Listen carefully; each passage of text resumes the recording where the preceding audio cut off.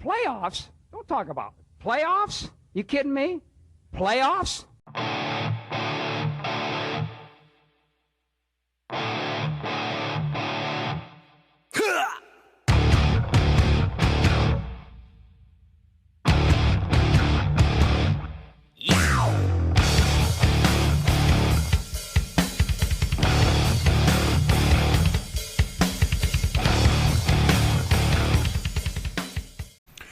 I told you, you over there. You told me too. I told that guy over there. I told what did I say? What did I say? Who has the best record versus Tom Brady? Yes, because he's played him 13 times, but the best win-loss record versus Tom Brady and the New England Patriots. By the way, also the starting quarterback and one of the authors of the Miami Miracle. Ryan Tannehill has taken down, ding dong, the witch is dead. Bye-bye, New England Patriots. Bye-bye. Bye. It's over. Sad to see him go. It's over. No. Not really. Don't you dare be sad. That's the Maz, by the way. Hello, everybody. I'm trying to find our banners, our fancy banners, because I want people to see that you are the Maz. There's no crying in football, but I guarantee you there was some tears shed in New England last weekend. Right. And you are live, by the way. You are live, just to make sure. And for those of you out there, look at this. This has got to be somebody who doesn't know me. My phone blows up the minute we start the show. Maybe they're trying to get access to the show and they can't get in. Well, then that's tough. But yes, I am Gonzo, and I am live now. For those of you watching this via podcast, this is a special edition of the Gonzo Radio Sports Desk. We are trying to get our analysis in before today's game, which starts at what, 4:30? First game, 4:35. 4:35. Minnesota, San Fran. Okay, Minnesota, San Fran, 4:35. That's our first game. And, I mean, there's quite a bit to get to. So, I mean, it's a special 2 o'clock version. Next week, we will be on at our regular time, actually, because the conference championships are all in the same day. And I believe it's a 1 o'clock, 4 o'clock, or 4 o'clock, 8 o'clock. Don't know. I didn't look at the schedule. It's probably 4 o'clock, 8 o'clock. You know, it may be the 1-4, though. It depends on who's playing, I would imagine, too. You know, I haven't looked at the times, like, for instance, Green Bay, is it everybody? Oh, Green Bay's not. KC, that's the 2-hour difference. San Fran's a 3-hour difference. So, again, it depends on how things line up, you know, I guess. That's how they'll pick the scheduling. All right. Wow. I got that. Okay, so it's obviously somebody who doesn't know me because it's the car dealership. I had to take the truck in for a little recall, breaking, reprogramming of the computer, and there's something with the seatbelt or whatever. I said, yeah, wash it and change the oil while you're at it. Yeah, tell them I'll be in there for my test drive tonight. Oh, okay. Stopping by. You're really going to test drive a Chevy? Not a Chevy. Oh, well, that's where I was. I'm going to the used car lot. I can't afford new. So people watching out there. Neither can I. But everybody else got one. Starting a GoFundMe page for the Go fund all of us. Go fund us, yes. So there's a whole lot to get to, but before we get to the individual analysis of each and every playoff game, playoffs. Why don't we get down to the coaching carousel? It's fancy banners, more banners. There's been some moving. All about the banners today. There's been some movement out there. A lot of movement out there. Yeah. The Dallas Cowboys. Wow. Mike McCarthy was kind of a no-brainer. He really was. What was interesting to me is we're all aware of the Rooney Rule, established back the old owner of the Steelers, still in the family, but Mr. Art Rooney. Right. And it was an effort to make sure that minority coaching obviously was looked at, got an opportunity, got a fair shake, and at least in the application process. Right. The irony, I think, in this case is they did look at Marvin Lewis. They did bring him in for lunch. They sat him down. His lunch was already pre-packed. It was already in the container to go. It was more or less why is this a Lunchable? Yeah, and so anyway, I'm assuming kind of like this. They called him and like, listen, Marvin, we need you to come down. We're gonna serve you some food. We'll fly you in, put you up in a nice hotel for the weekend. Take some pictures. But Mike's got the job. Marvin Lewis here for the interview. Yeah, Mike's got the job. So no. Anyway, they said they interviewed Marvin Lewis. I believe it. It's all part of the process. Marvin Lewis. can't see how his name surfaced to be higher in any spectrum when, for the last however many years he was stuck in Cincinnati, he was stuck in Cincinnati. Well, exactly. He gets a pass because he was in Cincinnati. He gets a pass because he was good enough to get them to the playoffs, 4 times? 5 times? I mean, it was a lot of years, but 4 or 5 times in a very competitive division. For sure. Yeah, Okay. the Steelers and Ravens were pretty good. If it wasn't for a low hit to Carson Palmer's knee, they had a Super Bowl worthy team at that one point. Wait, which team was it that was they were playing in the playoffs? It was the when that Mad happened? Samoan, Kimo von Olfaflaflin, rolled up on him accidentally. Accidentally. And similar to what Oops. happened in this Philly game, that accidental hit too, we'll talk about, and the referees. We'll go there. Yeah, we'll get there. We'll go there. But that was a little just short little note. Yeah, I mean, Teaser, unfortunately they call for them, that a teaser in the business. But you know what? Listening to some of the former players, naming one T.J. Hushmanzada and a few others, championship. They don't have a lot of good things to say about Marvin Lewis, and they felt like that at least through that that's stretch salt. of time. Ocho Cinco's another one. Their friends said that they felt like at that time, like those players, they didn't get to maximize their potential for one reason or another. So, you know what? Most former players probably in that situation that don't get the titles, don't get the rings, whatever the case, they're a little bitter, I'm sure. Bitch. But if enough Give me a players break. are saying the same thing, there's got to be a little bit of some credence to that, no? A little bit? Something? But meanwhile, Yeah, today's game. But meanwhile, we have a today's coach stuff, yeah. that gets you to the playoffs, a coach that gets you winning records year after year, even though they don't bring in free agents. They do. I mean, they have to build through the draft. Marvin Lewis is a fantastic coach. I'm sorry, I'm a little bit of a Marvin Lewis fan because once again, he was in Cincinnati. And Cincinnati is, how shall we say, it's your cheap uncle's house. If you have a cheap uncle who, you know, he's got a great job, he makes all kinds of money, but he lives in this crappy little wood frame house. Only canned beer in the fridge. Right, drives a 15-year-old car. It might be a 15-year-old Mercedes, but it's a 15-year-old car. Clips coupons. He's very what? I'm good with my money. What? It's like, yeah. Listen, Uncle Lou, you're 73 years old, okay, and you got like $15 million in the bank, okay, and you have a $12,000 a year lifestyle.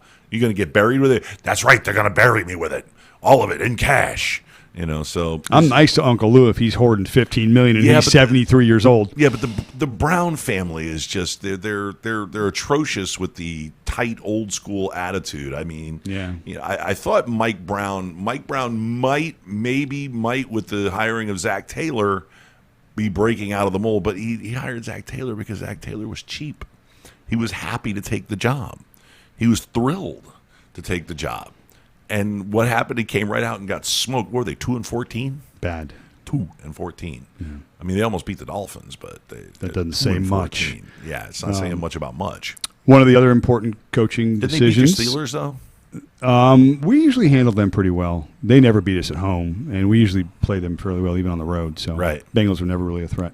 The Dirty Birds, which again we'll get to again, they were a threat. Stinking birds. My putrid hatred for them goes deep, but we'll try and we have fans of the I know Ravens we'll watching. try and suppress that. So what? No, don't suppress it. Talk all the smack you want. Yeah, but no, again, they wouldn't want it any other way, dude. The Cowboys had a big hire. The Browns are close to a hire. I think they've narrowed it down to 2: McDaniel and the OC from Minnesota. They're gonna. You're leaning McDaniel. You think he's the guy? I think so too. So damn dumb not to hire Josh McDaniel. I mean, it really is dumb.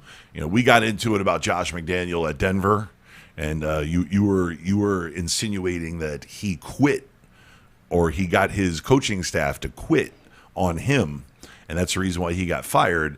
And I tell you, the guy was making chicken salad out of chicken crap. Okay, he was. I think you're right. We're talking about a guy who went to the playoffs with Kyle Orton and Tim Tebow. Won a playoff game with Tim Tebow. An overtime win.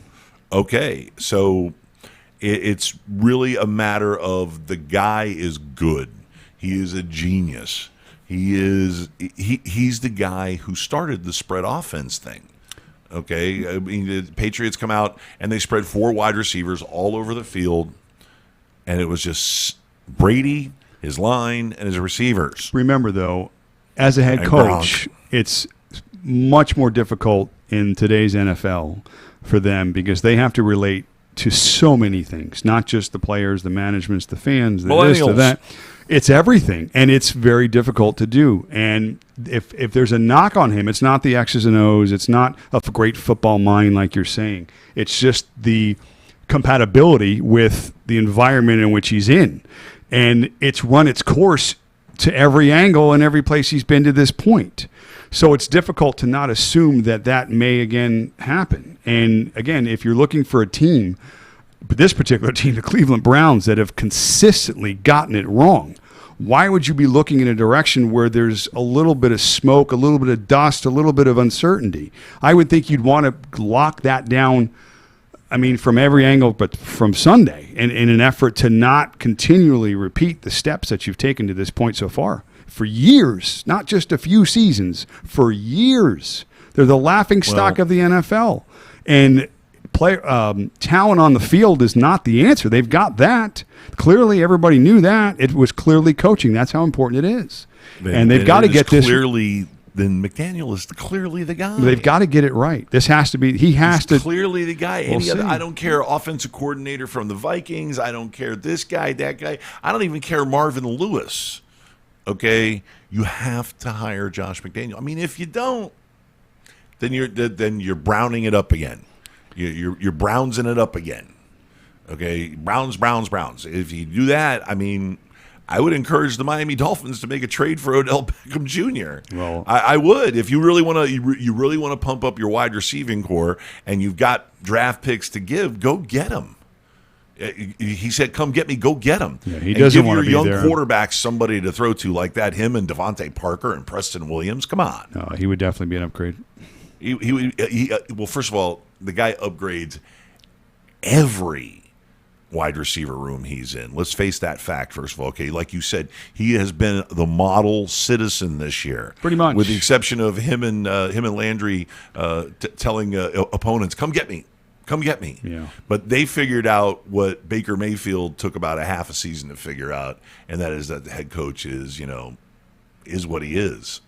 He's a bubba. He's a guy who's He's a best coordinator served as at a best. coordinator. Yeah, at best. At best. At best, yeah. Yeah, because having to manage the rest of the game. Well, again, because like I loses talked it. about, that's part of it, is that as a head coach, it's not just about X's and O's. It's not just about whatever your particular strengths are. And all these coaches are the best of the best. That's not Shaving. Sometimes shaving is good. There, Kitchens needed to shave. I would have figured since he became a head coach, he would have made some sort of effort to slim down, lose weight, especially through the whole training camp process. There's a couple of coaches that need to do that, but I don't think that so much Like is the Matt important Patricia thing. lost weight. I mean, Yeah. Matt Patricia was a fat bastard like me. Remember, we're only was huge. the few things that we see, and clearly going out in that particular shirt that mocked the incident between whatever, dumb. Mason Rudolph. Okay. Dumb. If we're seeing a bad choice made that egregiously, then there are probably other bad choices Lots behind of the them. scenes that we're not seeing. So, Lots of them. those sorts of things, when you make a mistake of that magnitude, that's like jumping off the bridge, okay? When you jump off normal people don't jump off bridges. Right. So there's been a history, there's been a series of events that have led up to that. Clearly that was Freddie Kitchens. So Maybe he'll be the new offensive coordinator for the New York Giants between him and Jason Garrett, Maybe. the former head coaches club. Maybe they do tend to recycle, but he hasn't been around long enough to get that sort of treading. I think Freddie's going to be looking for work for a while. I honestly Right. think so.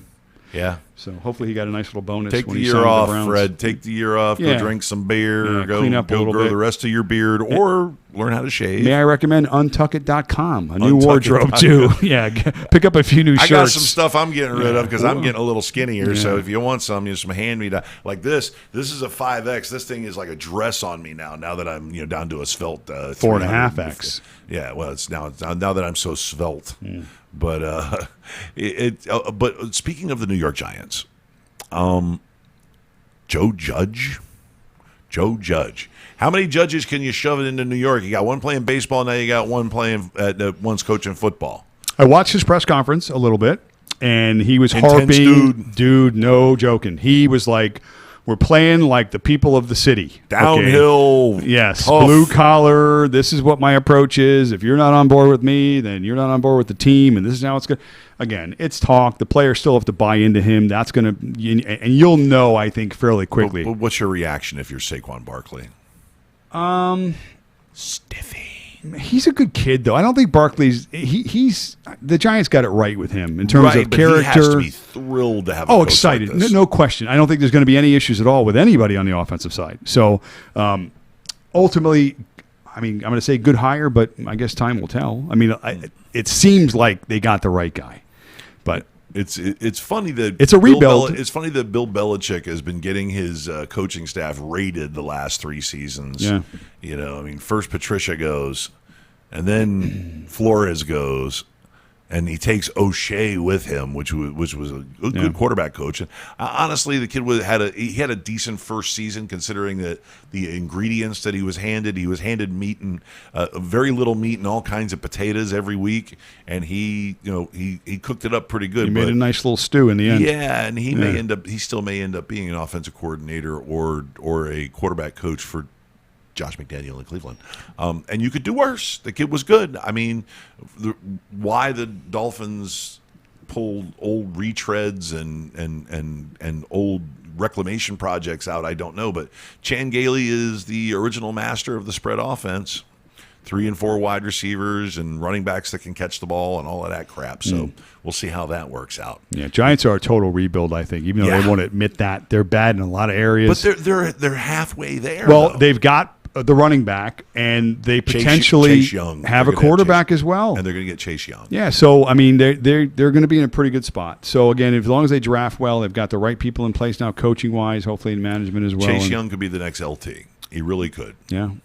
He is ridiculous, and I totally agree that he could be the next Lawrence Taylor. So be excited, New York. That's your guy. He's coming. If you don't mind, one more thing I want to just throw out there, just because it's playoff related somewhat, because these teams were in the playoffs, but it's not necessarily related to the game by game analysis yet. That'll be next if you want. And what would that be? The Clowney hit on Wentz last week. Oh, okay. The NFL came out, as we know, and they said no fine. Now, my take on this is that clearly, I think in that spot, if the NFL says, okay, well, 50,000, 100,000, whatever it is, then you're admitting guilt. And I think you're adding a little bit of more fuel to the fire, only because, again, this is where I have a problem with it. We wouldn't be talking about this if it wasn't Carson Wentz. We wouldn't be talking about this if this was a penalty that was on that same sort of play, exact same scenarios. Hell, same player involved defensively, except for it was a special teams guy. Okay, you wouldn't have nearly this sort of attention to this sort of play and this sort of thing as you would, obviously, now because it's Carson Wentz. That's on its head. That's a problem. Okay, that's a problem because you have to identify what it is you're looking for to be able to assess or assume if it's either good or bad, if it's a penalty or not, if it's a finable offense or not. I mean, whatever level it is based on the act, you have to have those parameters in place. Clearly, the NFL looked at this and said that it wasn't an egregious foul. Okay, there was no penalty on the field, I think, even at that point. But unfortunately, it did affect the game because it was your quarterback. He's getting the benefit of the doubt. Okay, the NFL needs to do a better job in this situation, get out ahead of this, and put the parameters in place for as these rules are better defined. This is the NFL, okay? The quarterbacks are so protected anyway. But you're seeing the game change now, and you're seeing quarterbacks become more elusive, more athletic. They're running more. Clearly, Lamar Jackson is a prime example. They're going to be running against other guys that are running at them, trying to stop them. What sort of discretion are you going to put on the defensive player in those situations that's going to prevent this from happening again? Okay, you're not, because it's football, and it's aggressive, and it's in nature a violent sport. So I understand you want to create a pocket comfortableness, protection for your quarterback. He's the most important player in your franchise. I get that. But When a guy's outside the pocket, the violent nature of the game wins this argument this time. no, it has to, because when you're outside the pocket, you become just another guy running with the football, and you got big guys running really fast trying to tackle you, not necessarily hurt you, but tackle you because that's their job. You can't limit that at that point in the game, or else you're going to create potentially more injuries. They talk about it all the time. Guys are getting hurt trying to prevent injuries. Okay, that's another problem that it never gets the attention, but it's true. Right. Well, I mean, I always played with enthusiasm. So, like, you know, I went to the whistle, and that's where I learned the difference between practice and a game. Okay, playing JV at practice, I'm going to the whistle, and you know, coaches aren't necessarily quick with the whistles. You know, they want to play out or whatever. And me, I was, you know, glumping around there at 265, 270 pounds, and I'm blasting people. I'm waiting for the whistle. It shows effort. Coaches love that. And they're like, slow down. That's your teammate. Right. But the only time I ever got flagged, I got flagged because I was running. I mean, I was running. And things got piled up, and the running back went down and then popped up real quick, and I'm running, and I just, boom, a shoulder to the back of his head. And it was a total, you know, accidental contact, but I got flagged. Late hit. I'm like, I was trying to slow down. You know, so at that juncture, I had to start watching where I was going. When that whistle blew, that was immediately stop running. You know, so there are penalties. You can't control your inertia. You can't control you can't change directions in midair, and that's sort of what Clowney was doing. Is he had set his direction, and he was going, and Wentz kind of dove into that. I just don't know. I mean, I'm not excusing it, but it's football. Of a nice way to tackle someone. You know, I mean, not only is it glorified, is it taught? I sucked. Implemented in your skull as a football player from young, is that you have to run hard, tackle hard, play hard. I mean, this is hard. Everything is hard. There's nothing soft in football. So it's the hard that makes it good. If it wasn't hard, anybody could do it. That's true. I mean, it's a very violent, aggressive sport. Name that movie. Say it again, the quote. Of course it's hard. It's the hard that makes it good. If anybody could do it, or if it wasn't hard, anybody could do it. Hoosiers? No. No, come on. The Replacements? It's a baseball movie. Oh, baseball movie. Bull Durham. Wait. Let's see if there's anybody in the chat room to spout about that. Well, Lou's in there. Field of Dreams just popped in to give me a like and say hi. Now back to work. All right, get back to work, bro. Field of Dreams? No. Baseball movie. You're getting closer. Is it the Tom Hanks movie with the girls? Yeah, ding. Field of Dreams. I said Field of Dreams. Yeah. Okay. Great movie.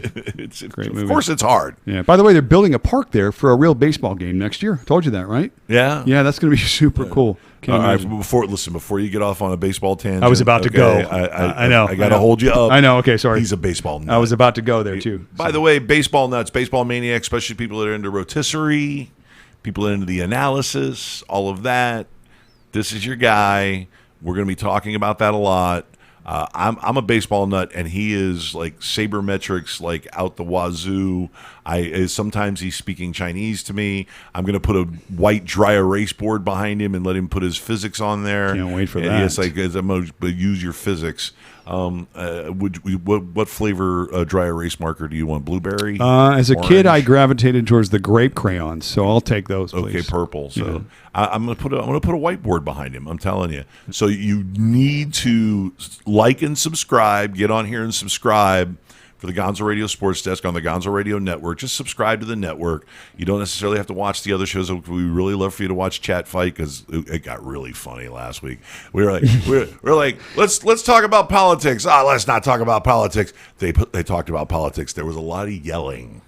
There's a lot of yelling, and as the engineer, I'm laughing. I don't get a microphone for that show, so I'm laughing. They ask me questions. I yell off the camera, ba ba ba ba ba. It's part of they have a drinking game and everything. But I'm like, I'm lunging for the volume for the microphones because they're just like, get out, and I was like, yeah, let's just turn that down a little bit. Redlining. They got a little red thing, a little at the meter at the top of the red. It's like red. That's awesome. Like, go back and watch it. That's awesome. It's in the archives. I mean, this I'm becoming prouder and prouder of this little YouTube channel all the time, the Gonzo Radio Network, because we have a great variety of programming. The soapbox is coming up, by the way. Okay, now that I've done enough shameless Not at promotion, all. I'm not ashamed. let's move on to the next segment here, because we have stuff planned. Yeah. So instead of going directly to directly to the games, I would like to bring you the Maz and the weather. For Hey! the games. Here's your weather report, brought to you by every week we talk about the weather because it's important. Weather plays a factor in these games. Today, though, Are you not a meteorologist? not at all. Okay. Yeah, not at all. I'd love to be, and I wish I can go back in time because I love Weather the weather. nerd. I am such a weather How many geek. weather apps do you have on your phone? 3. 3. Yeah. 3. And that's not including like my radar pages that I go to that show me like the water vapor loops. Just so many different things I get into when it comes to the weather. It's insane. Yeah, I'm kind of googling. All right, I've got 2, but still. Yeah. So weather today is not really a factor. The one concern about weather was going to be the Baltimore game today, late tonight, 8 o'clock. Right. Rain, wind, all that stuff. It looks like it's going to hold off until after the game. So maybe a little bit of rain, maybe a little bit of wind. They're saying 10 to 15 sustain. You got opportunities for some gusts. We've talked about it before. It's really only the wind that affects the games negatively per se. Cold extreme temperatures, that's tomorrow, Green Bay's game. That's the other game that may have some sort of, I don't know if you can put your finger on. But again, only gives you the extreme cold. The numbers Right. do suggest that there is a difference. There are more turnovers. There are more situational stuff that's more noise related in colder games. A lot more muttered conversation about, man, it's cold. Yeah, it's freezing. And you'll see guys out there in short sleeves. But regardless, game time temperatures for tomorrow Green around Bay. 20 degrees, I think. So even though the fans will be comfortable, it's when you're playing and trying to hold a football and grip a ball and all these other things, it does play some sort of a factor. Drunk guys fatter than me with no shirts on. Stop that. Tough to kind of put your finger on how it'll affect the games, but as you're watching them, you may see weather somewhat play You know a factor. what? Those Very guys, important. Those guys are married and have like hot wives and girlfriends. And I'm like a Meteorologist, you mean? No, Green Bay. Oh, those guys? Yeah. Guys fatter and uglier than me. They got hot wives and girlfriends. I'm like a Green Bay 11. Part of the reason I think is because I'm a South Florida demographically 6, but they have to stay in their homes for 6 months out of the year. they're paler than me. How is that possible? So that's just. I mean, these lights aren't. I mean, you're pale. I'm pale. I mean, we're not yeah, sun gods. I haven't seen the sun in a while. Yeah, I mean, because we don't want I'm due for melanoma. some. We're in Florida. You get melanoma just sitting on the porch. I get stuff cut off every couple of months, it seems, when I go. So, yeah, be Yikes. careful out there, folks. Put First some game, cream on it. Minnesota San Fran's kicking off at 4:30. Playoffs.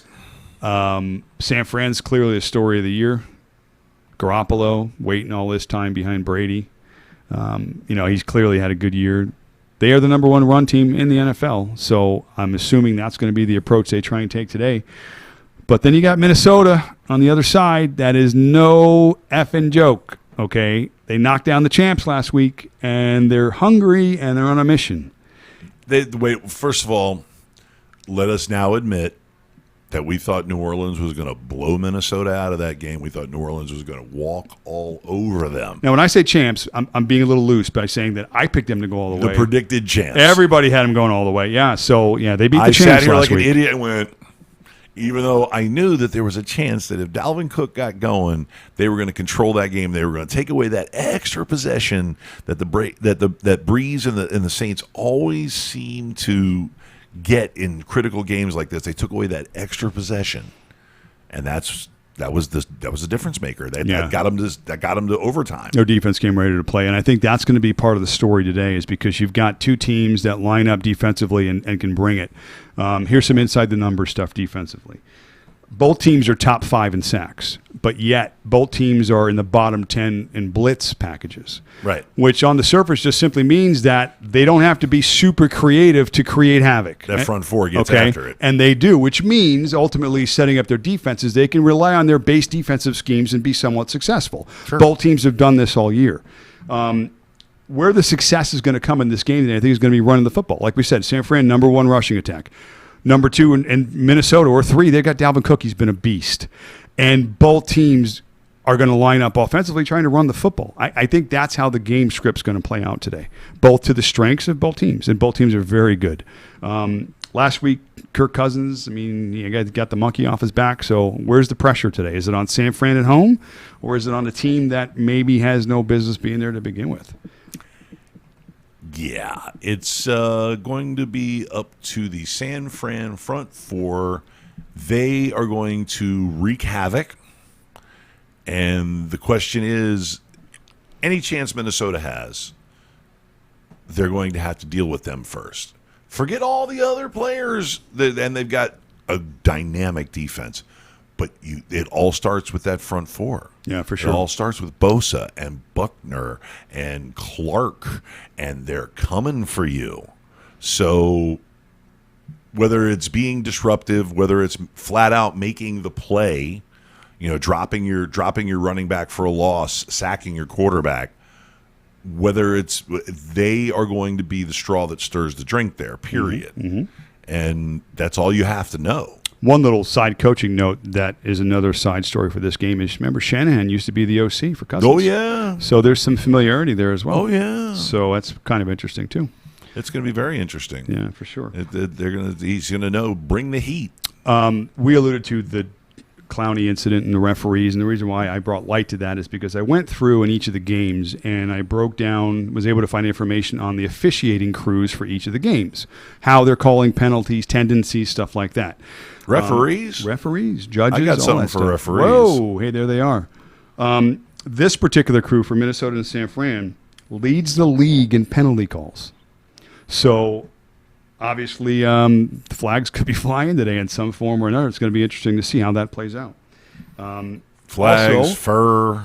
Gambling-wise, for this San Francisco, 0-6-1 this year when they've been a favorite of more than 6 points. Woof. So if you put credence into that kind of stuff, the against the spreads, against the lines and stuff, and go back, I don't typically do that because there's noise in those, only because you have to look at the circumstances in which all those games took place. I mean, you don't know, and again, we don't know. Maybe a quarterback was hurt in that game, a star running back, there was whatever. So again, but when you're 0-6, I mean, there's enough there to kind of get a feel for there being some sort of an issue. So 0-6 against the spread. And I think Minnesota, like I said, they've got really, the pressure's not on Minnesota. So if you pin me down, you say, well, who's going to win this football game? I think Minnesota's that team that year. Do you like that? I think it's that team this year that every year seems to get that little bit of push, that late season push.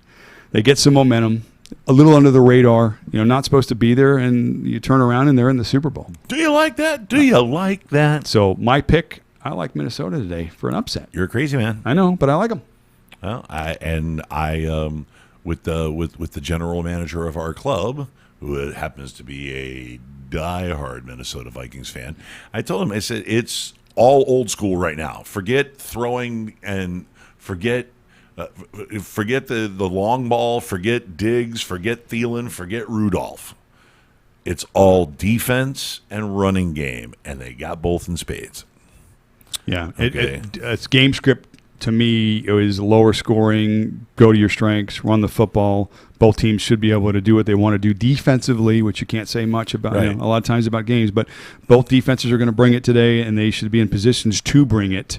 And running the football a lot, unless crazy stuff happens, which that's the noise you can't account for. I think this is Right. a lower scoring game. I'm going 24-20 Minnesota. My prediction. Wow, 24-20, no Yeah, less. yeah.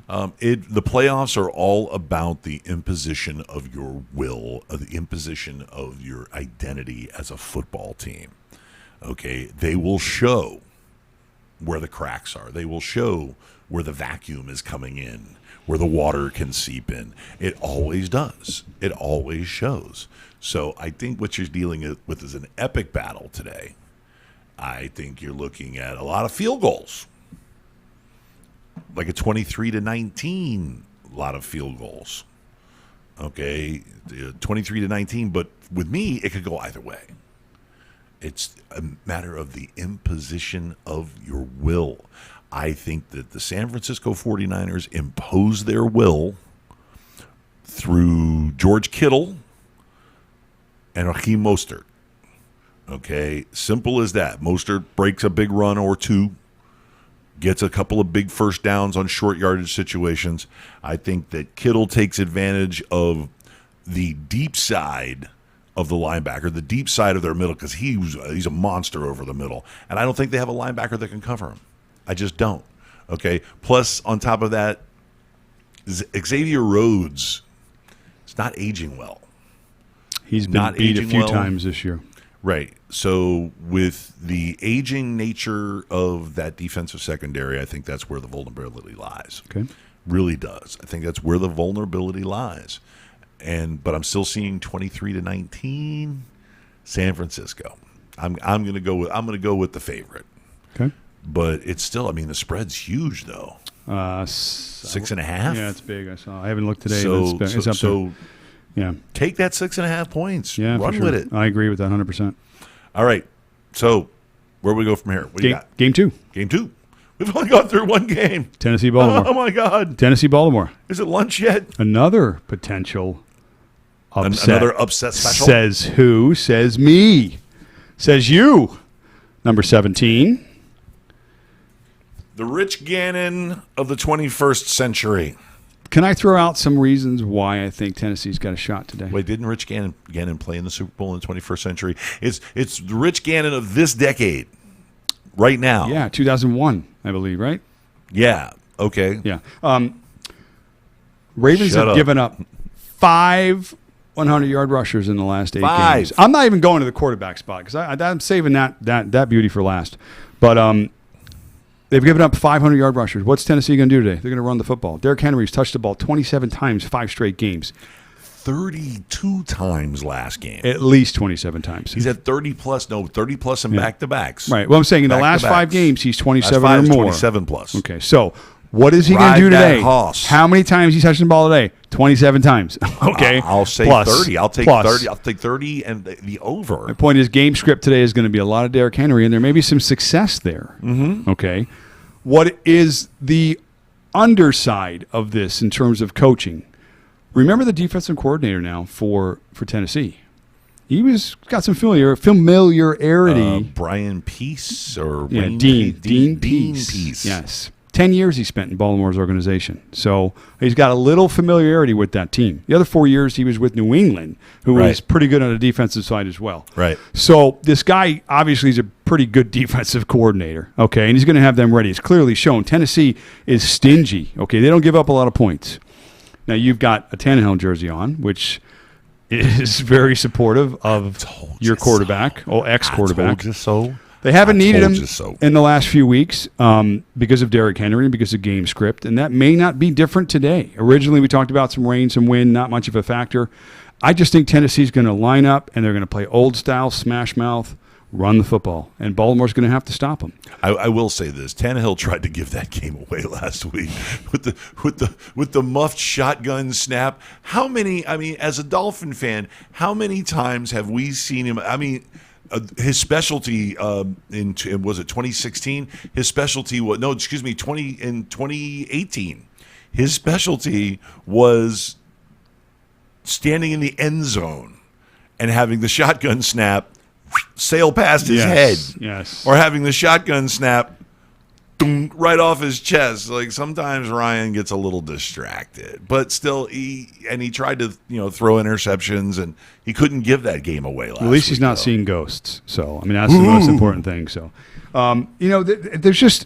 there's always a team, like I said, that gets momentum too. Like we said, Minnesota Got the big mo. Tennessee is the same team in terms of where they are right now in the late season push and getting some leadership from the quarterback position. Right.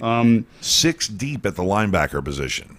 Lamar Jackson, as great as he's been, the numbers, the style of play, I mean, it's hair. eye-popping, okay, what they're doing.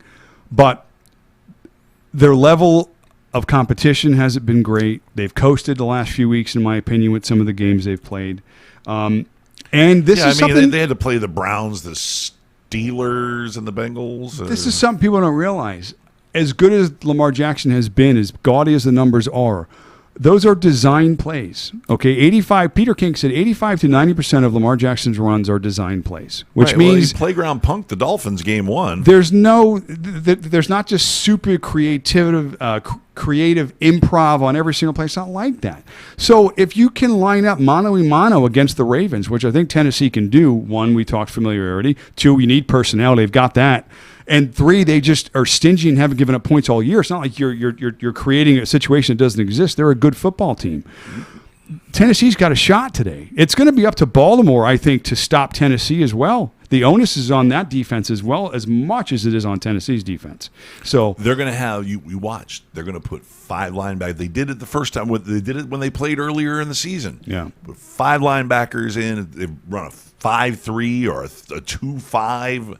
Okay, and they're just going to spread guys across. Yeah, they're going to force them to move the football and not just on the ground. Stop Jackson from getting to the second level. Yeah, and I'll say this: it's different this year, and obviously Lamar Jackson's a much better player this year. The team is gathered; they're playing well. His one playoff game, he's got 3 turnovers. I can clearly see a game script where they smack him around early, create a turnover. But that was last year. I get it, and I'm not saying that he's the same anything. I know the situations are different, but you can't tell me that it's not in his mind because he's come out and said that it's not in his mind. So, again, yes, he's fielding questions on last year's performance. I get it, and he's forced to answer. But I can guarantee you that if he creates a turnover early, and that's going to be in his mind, okay, because that's all he has to go on. Okay, when you're looking for confidence as a young player, if you're reacting negatively to a situation, creating turnovers and put your team in bad spots, that's pressure. And pressure on a young guy, I don't care how good you are, it's pressure. So the game today, for me, that's the best game of the weekend. And I'm going with another upset. I think Tennessee wins tonight, too. 21-20. Tennessee. 21-20. 21-20. Tennessee. Yeah. I think that also stops this week, the Baltimore train. So. Wow. We'll see. Good games today. 2 great football games today. Okay. So here's what's going to happen. Derrick Henry is going to get like 54 touches today. Ryan Tannehill is going to throw 4 passes. You're going to see Gus Edwards get 15 or 16 carries. I'm telling you, Baltimore's not even going to throw the ball. And you're looking at 8-6. 24-20. I think they score 3 more points. I think if Tennessee gets control of the game the way that they want to get control of the game, if they get control of the Ravens offense and slow them down to field goals on the 3 opportunities that would be the 20 points, 2 touchdowns, 3 field goals. Is it 2 touchdowns, 3? Yeah, 2 touchdowns, 3 field goals. It's so hard to say now because kickers they're missing extra points. It's like the scores are weird. Right. But you slow them down. Maybe cause a couple of turnovers because they're very good at that. Couple of turnovers. But more to your point of worrying about the headset, where Jackson's mind will be if he turns the ball over early, comes out and lays an egg, comes out and takes a dump. Well, we've seen him do that a couple of times this year. I know, but this is the playoffs. And he's recovered. This is huge. I understand, but the young microscope, man is a year older. Okay. I'm just saying that he's a year older. If that's all you know is turning the ball over and you do it again early in that game without any real confidence or success, or you've got a drive under your belt. That Harbaugh coaching staff is awesome. I'm just telling you, I get all that, but it will be a factor. And I'm not saying it's going to happen, but if it does, it is a factor. If that game is at halftime at 13-10, no matter who's got the 13, it's a ball game. Okay, and Tennessee has a right to win that game. And, and in my opinion, nobody's saying they don't. It's going to be a great football game. Okay. 24-20. All right, we got 2 tomorrow. Okay. Houston, KC. They go off at 3:00. Wow. I'll jump right out here and I'll tell you right off the bat. Okay, 41-21. Yeah, I believe it. Kansas City, period. I think Mahomes. You want to track me? We're going to run. Mahomes may have a little bit of a, I don't know, a little bit of an edge tomorrow. We're going to run. Nobody's talking about it. They're going to run. Yeah. They're going to get their run on. Everybody is healthy. Everybody is Hill, healthy. Watkins, healthy. Hardman, healthy. Yeah. Robinson, healthy. Yeah. Williams, healthy. And all Shady, playing well. healthy. Yeah, they're all playing well. Everybody's healthy. Yeah. Down to the kid that they drafted.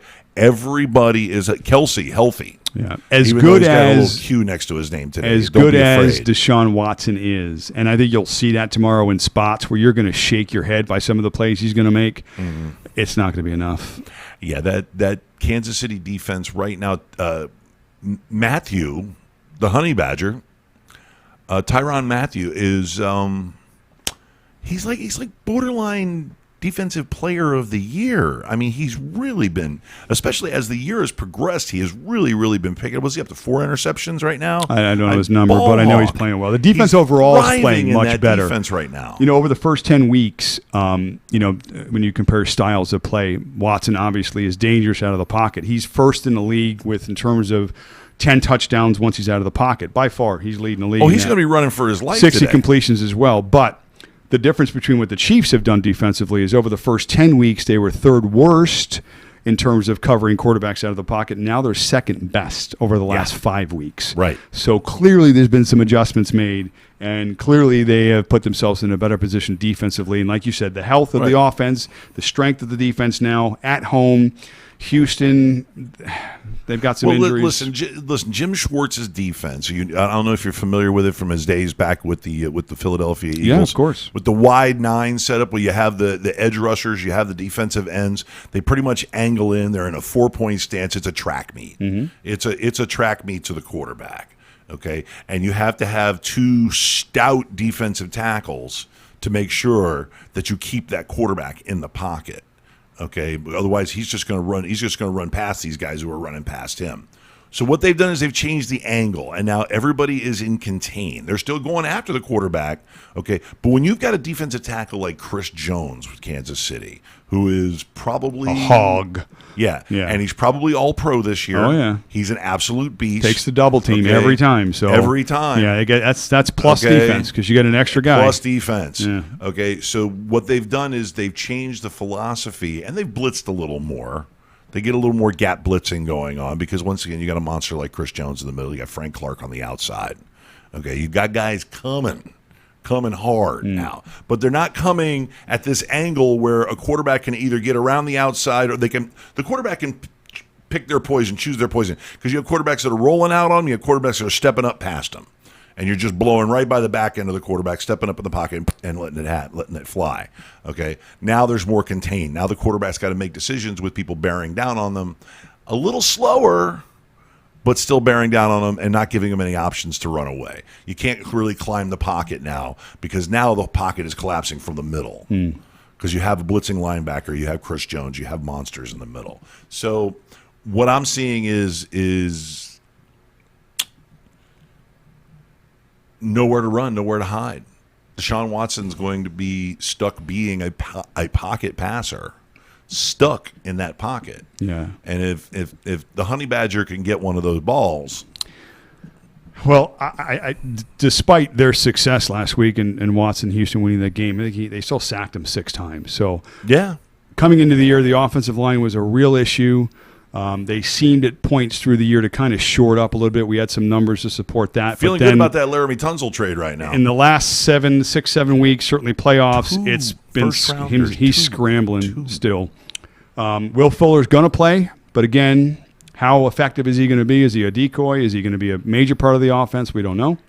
He's a decoy. He's going to be strictly a guy who's going to run straight up the field and take the top off the offense. And the one game, game, throw him one right off the bat. And the one game earlier in the season where they did play him, Hopkins did, I think, have 9 catches, but for like 55 yards. So nothing over the top for him. So nope. It's going to be tough. If Hopkins is, I mean, if Deshaun Watson's running for his life back there and they get to him a few times and KC gets a lead, it's just going to get ugly, I think. So tough game for them. How about special teams? Special teams could be a real factor here, too. Yeah, it could be as well. It usually is in these sorts of games where things kind of get out of hand game script-wise for one team. Well, Mecole Hardman has what? He has 3 special teams touchdowns. He has 2 punt returns and a see kickoff that return too. for touchdowns. Yeah, it gets ugly usually in these spots. So I think Hill's got a punt return for a touchdown. Maybe. They've got They're always a speed threat. guys that just could go every. So you're looking at special teams being a huge factor. I got KC winning the game 31-21.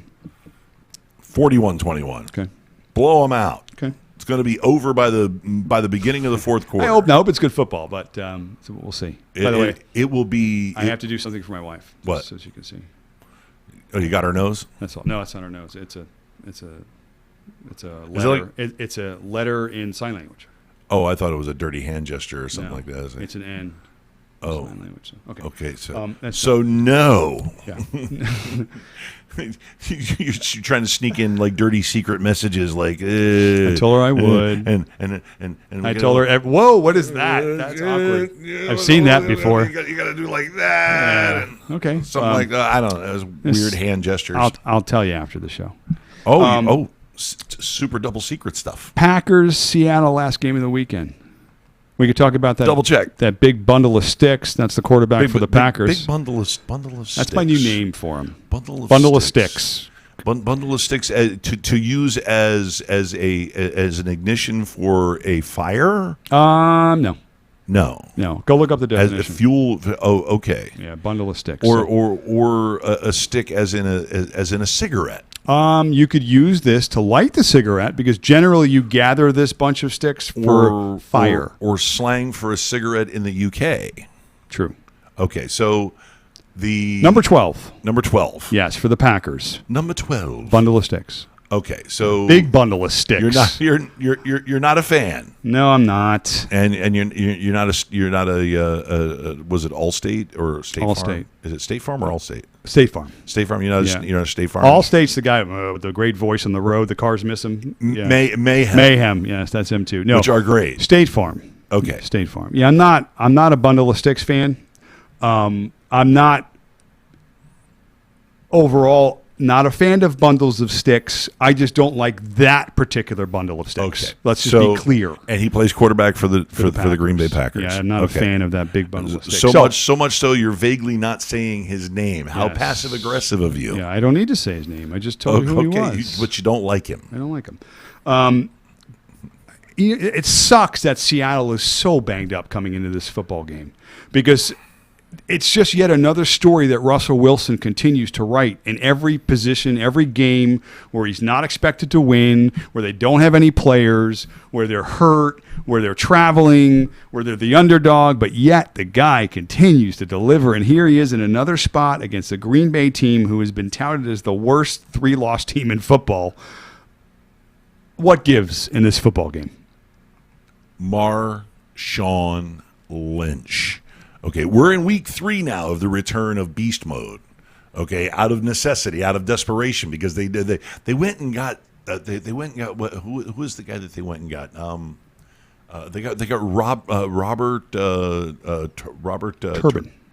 Robert Turbin. Turbin. Yes. They went and got Robert Turbin, who hasn't played for like 2 years. He was a fullback when they played when Marshawn was a they went part got of him. it. They went and got Marshawn Lynch. They got Travis Homer, by the way, University of Miami product, Go Canes.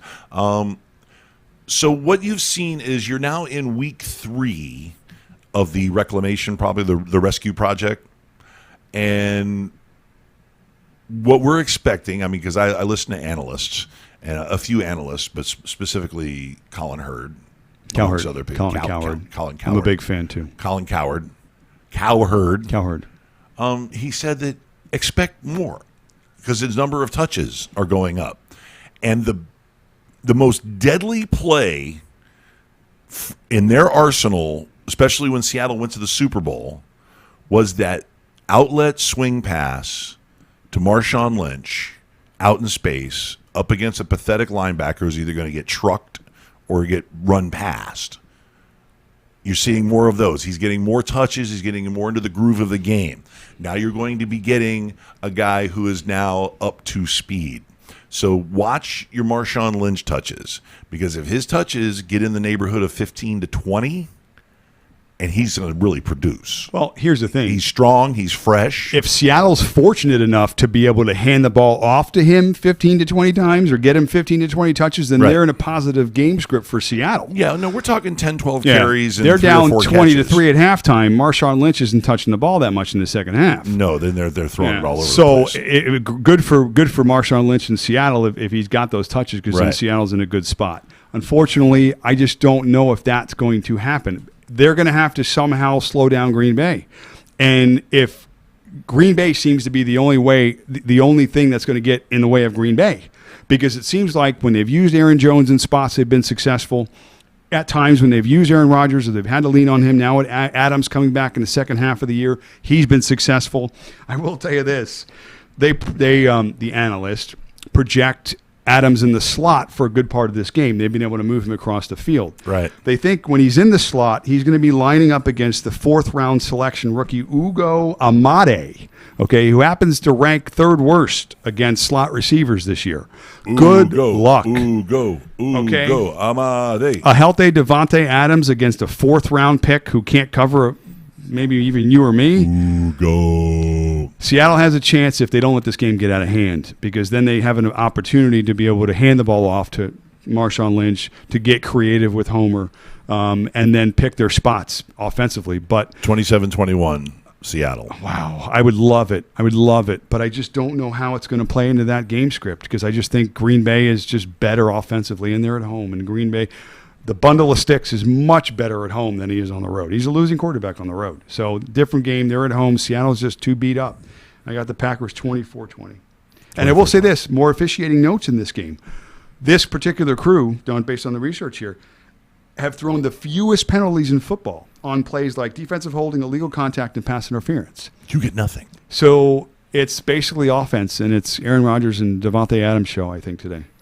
We'll see. All right, then. We'll see. I think that wraps up our content. That was Do a you lot. have anything else? No, I always have stuff. No aliens? Oh, what would you say?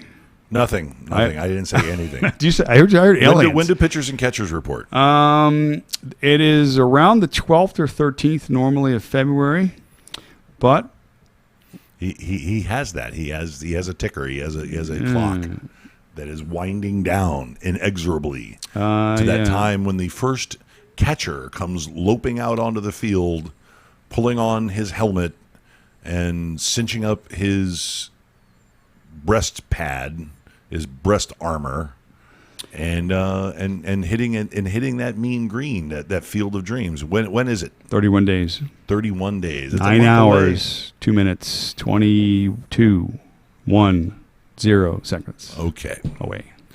Well, do you have anything else to add then? We didn't do any DFS stuff. You want to do DFS? We can if you want to. I mean, it's just you and I typically doing. I'm getting hungry, but let's go do DFS and then let's go got to some lunch. good sausage bread in there too. Shush! Don't tell anybody. It's not on my diet. I am going to just throw out what I think are 3 must guys you're going to have on your lineup today. Now we're going to argue. Okay, 3 must guys you're going to have on your lineup today.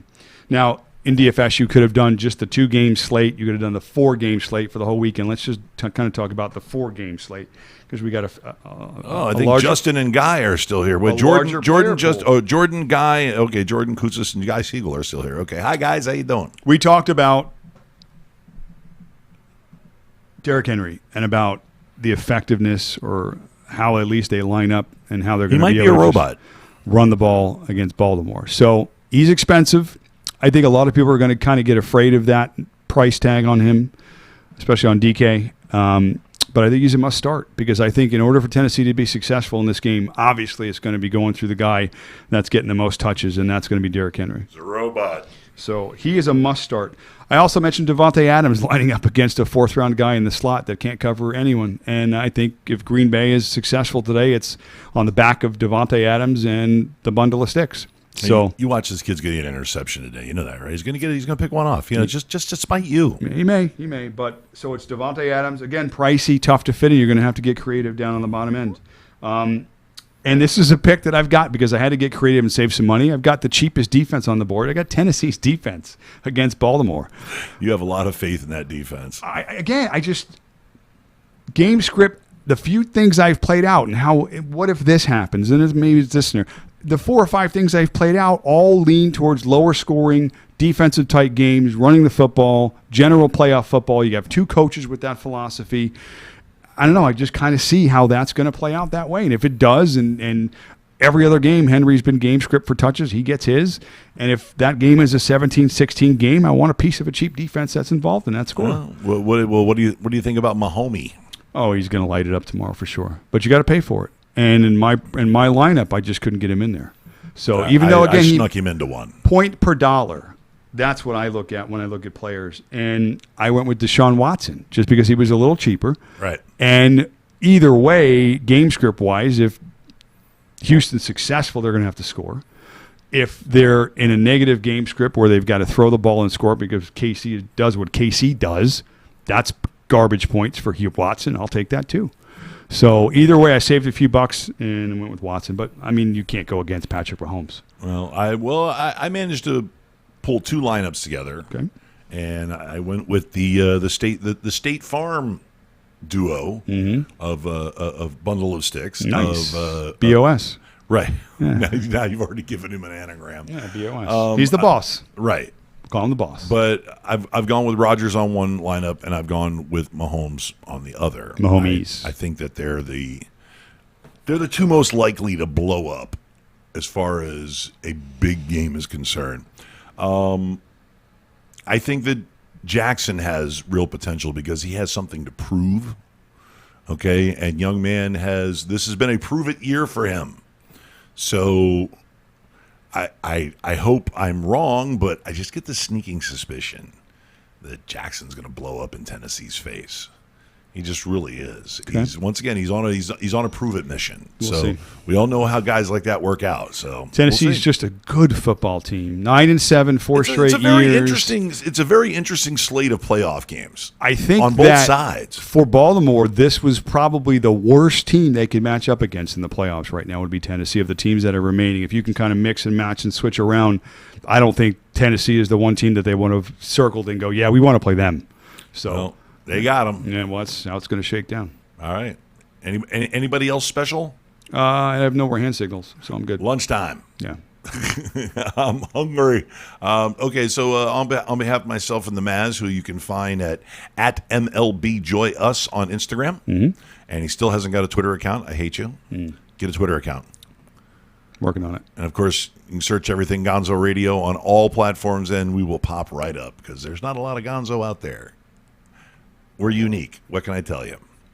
Okay, well, and on behalf of myself and the Maz, say goodbye to the nice people. Goodbye, nice people. Enjoy your foosball today. Right, and I believe we will be seeing you at the regular time of 11 a.m. next week. Correct. But please, by all means, check this out on the podcast. I'm going to probably repost it as soon as it loads. And don't forget, Chat Fight tomorrow night, 7 o'clock, 7 p.m. Sundays, and then the Gonzo Radio Show with guest Alex Novello, stand-up comic Alex Novello. And I'll have a tease announcement. I'm hiring some people, and you're going to get to meet them. So don't forget that. That's Monday night, 8 o'clock, the Gonzo Radio Show, the flagship show. You mean I'm getting paid? No, you're not getting paid. Oh, Nobody gets paid. that was me. No, you got to. Are you kidding? Paid. Paid? Paid. Get Slaves paid. don't get paid. All right. Well, thanks once again for watching, and we will catch you guys next week, hopefully at the regular time on Sunday at 11 a.m. I'm Big Daddy Gonzo. See ya.